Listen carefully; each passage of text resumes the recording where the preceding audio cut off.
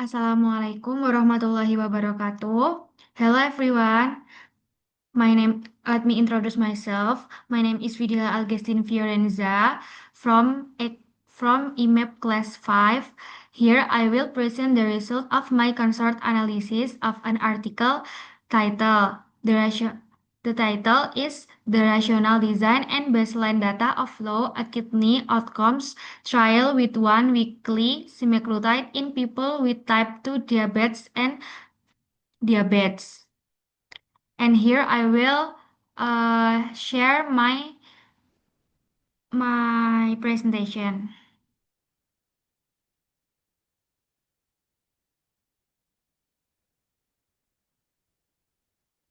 And first of all, I will analyze the title, which analysis is S for setting, P population, E intervention, C comparison, and E endpoint and D design. For S setting is not explicitly stated for my article. And P population is people with type 2 diabetes and chronic kidney disease. Intervention or E is once weekly semaglutide. C comparison is implied placebo or standard treatment. Endpoint atau or E is kidney outcomes and the design a kidney outcomes trial.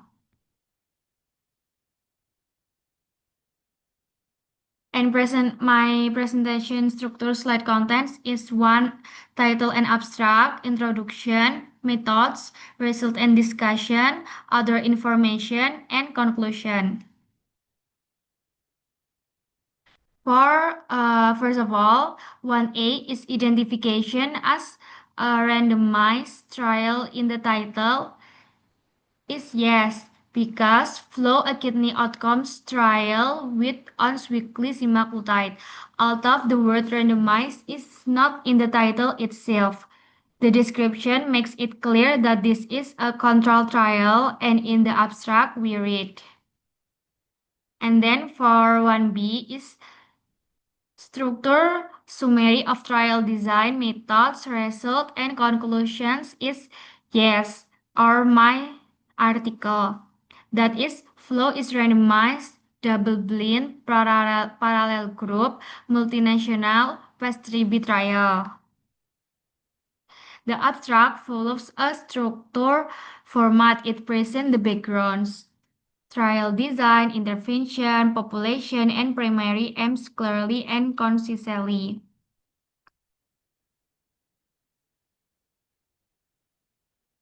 And then 2A, our scientific background and rationale is yes, because in here GLP eras might also have kidney protective effects. The rationale is based on existing evidence that GLP-1 receptor agonists might protect the kidneys. This trial builds on that hypothesis.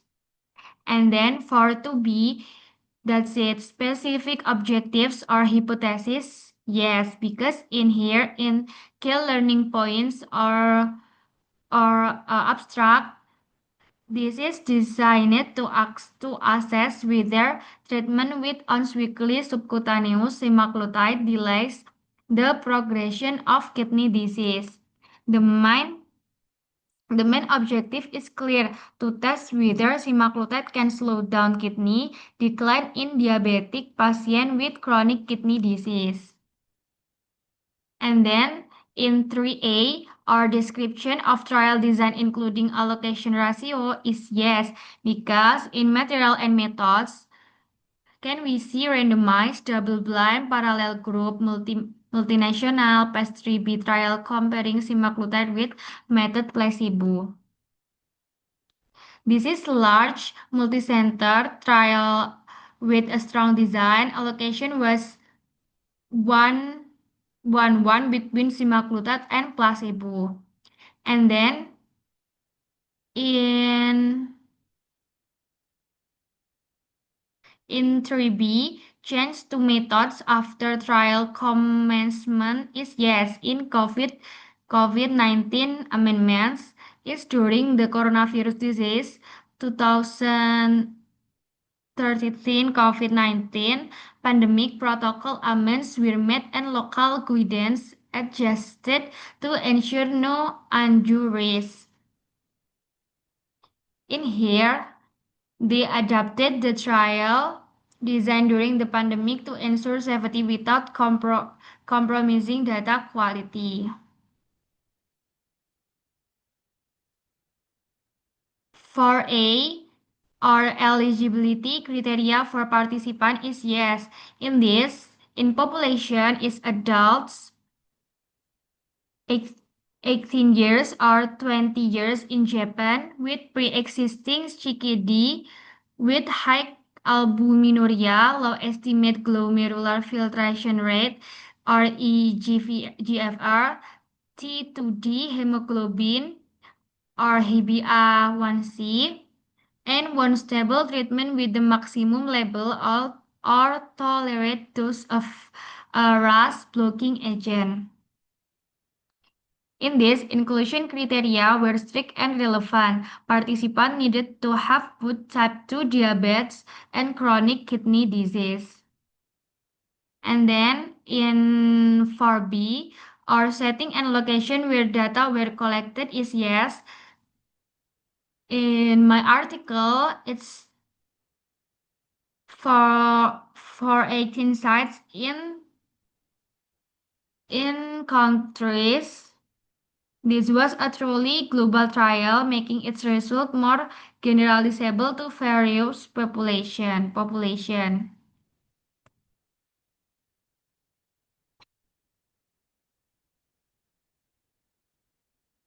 And then in 5, our intervention is yes.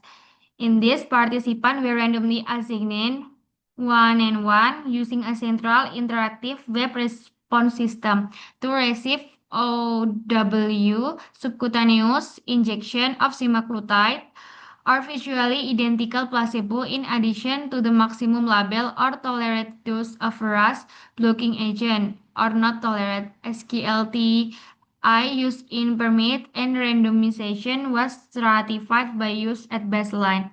Participant investigators and all trial personnel are blinded to treatment assignment and a quick dose escalation regimen was employed at the start of treatment, with dose escalation from 0.25 mg per week for 4 weeks to 4 weeks, followed by a maintenance dose of 10 throughout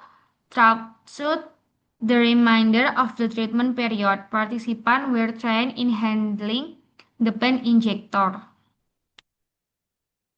In here, participants were trained to self-inject the medication weekly using identical pens, ensuring consistency and blinding. And then in 6A, outcome measures is yes. The composite primer endpoint in time to first occurrence of kidney failure using the chronic kidney disease epidemiology collaboration formula or initiation of chronic kidney replacement therapy when compared with baseline or death due to kidney or CV cause. In this, the primary outcomes was a composite of major kidney-related events. A protocol amendment was added for more accurate analysis. And then 6B, our change to outcomes after the trial start is yes. In here, a pre-specified supplementary analysis has now been added to evaluate the impact of the update formula. In this same for 6A, the primary outcomes was a composite of major kidney-related events. A protocol amendment was added for more accurate analysis. And then in 7A, our sample size determination is yes. In here, a minimum of participants were expected to be randomized to provide power using a one-side type 1 error rate to detect the likelihood of semaglutide versus placebo raising a 20% relative rise reduction. In here, the calculate a robust sample size and implement interim analysis monitored by an independent committee.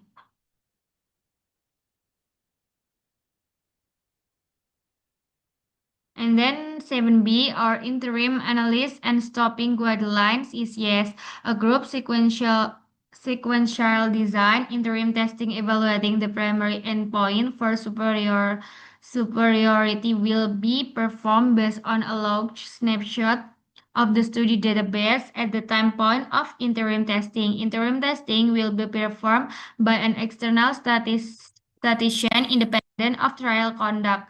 An independent data monitoring committee will evaluate unblinded interim testing using group sequential stopping boundaries as guidance to ensure type 1 error rate control. The alpha spending function developed by Len and Demetz will be used to provide stopping boundaries. For 7A and 7B is SAM. They calculate a robust sample size and implemented interim analysis monitored by an independent committee. And then in 8A and 8B is yes. For 8A, sequence generation, and 8B, type of randomization. In 8A, In 8A, participants were randomly assigned one and one using a central interactive web response system. And type of randomization is 8B is yes, randomization was stratified by use at baseline. In here, the trial followed gold standard practice in randomization, allocation, concealment, and blinding. Placebo were visually identical. And then in 9, allocation concealment mechanism is yes. This is visually identical placebo in addition to the maximum level or tolerate dose of a RAS blocking agent unless contraindicate or not tolerate. SGLT2I use I permit and randomization was stratified by use at baseline participant, investigator, and all trial personnel are blinded to treatment assignment. And then for 10 is implementation is yes in this. In material and methods, we can see randomized, double-blind, parallel group, multinational, phase 3B trial comparing semaglutide with matched placebo. Both arms received the SOC when the trial began, including RAS blockade for delaying the progression of CKD in participants with CKD and T2D.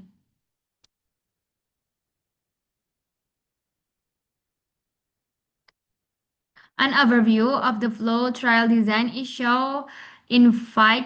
Participants were randomly assigned using a central interactive web response system. And then in 11A is blinding. Who was blind is yes. That's participant investigators and all trial personnel, except the independent data monitoring committee are blind to treatment assignment. And in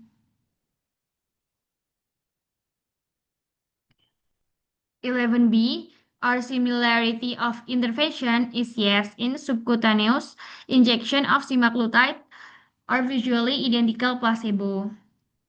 In this SAM for 9, 10, and 11, the trial followed gold standard practice in randomization, allocation, concealment, and blinding. Placebo were visually identical. And then in 12A are statistical methods. For primary or secondary outcomes is yes.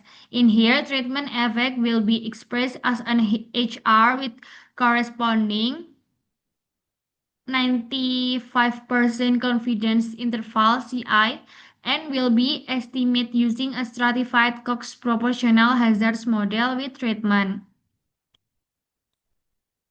And 12B additional analysis or subgroups adjusted is yes. In here, a pre-specified supplementary analysis has now been added to evaluate the impact of the updated formula on the result. In here, the Planet Advanced Statistical Analysis including subgroup evaluation based on baseline variable. For 13, its participant flow is not provided in diagram format, but here total randomized result table 3. This total randomized population. And then 13B loss and exclusion is not applicable yet or study ongoing. And then for 14A our recruitment deaths is partially report, and this expected to complete in late 2024. And 14B is why the trial ended or was stopped is not applicable yet. For and then in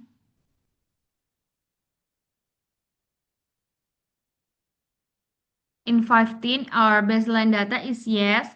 In table 3 baseline characteristics and demographics.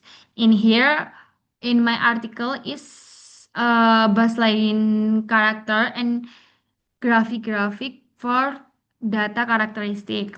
And then in 16 our numbers analysis not yet report, outcomes not analyzed yet is never. And then in 17 our outcome result is not applicable yet. In my article 17B absolute and relative effect size is not applicable. And then in 18 ancillary analysis is not applicable. In 19 harms is not applicable. And then in 20 our limitation is yes. In here baseline data were based on central laboratory derived values resulting in data from a small number of participants not fulfilling all inclusion criteria.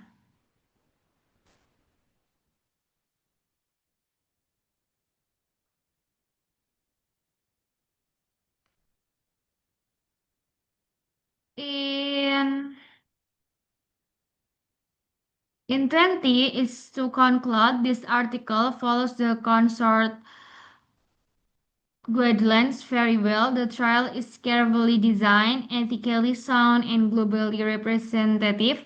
Although results are pending, the structure and transparency make this a model protocol publication.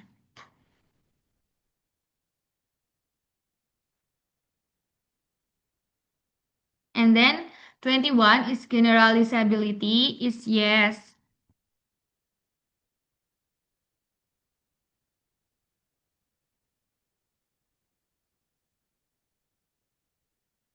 Is yes because increase generalizability of the outcomes by reflecting typical clinical practice. In here, thank you for in here Sam and 20 is to conclude this article follows the consort 2010 guidelines very well. The trial is carefully designed, ethical, sound, and globally representative. All of results are pending, and transparency make this a model protocol publication. And then in 22 is interpretation of result is yes for baseline data only. In here, a participant in the flow trial represent a population that is likely to benefit from additional treatment option. And then in 23, its registration is yes in flow NCT 038191153. In here, the study is properly registered and ethically approved. While the full protocol isn't published, oversight is ensured. And then in 24, 24 or access is yes indirectly. The trial is being conducted in accordance with the International Council on Harmonization of Technical Requirements for Registration of Pharmaceuticals for Human Use Good Clinical Practice Guidelines and the Declaration of Helsinki. The trial protocol is approved by the Institutional Review Boards and Ethics Committee. And then in 25, unless its funding is yes, because this study was funded by Nordics ARS in acknowledgements, and here funding come from the pharmaceutical sponsor. However, the use of independent monitoring and blinded design reduce potential bias.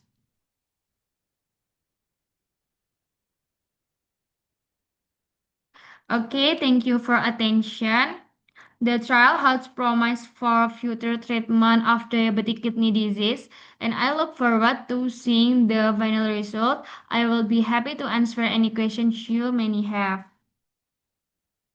Thank you. Wassalamualaikum warahmatullahi wabarakatuh.